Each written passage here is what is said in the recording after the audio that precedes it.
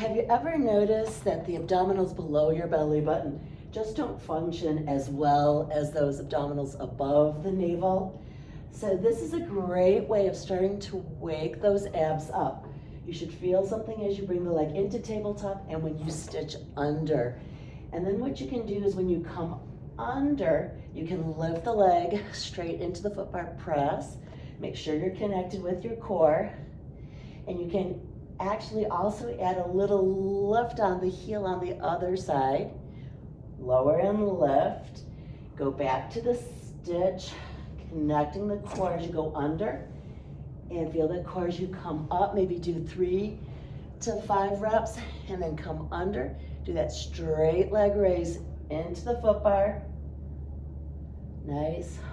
With or without lifting the heel on the opposite side. This is not done in neutral. I call it vacuum sealing your whole torso to the carriage. Hope that works for you. Get hooked on Pilates.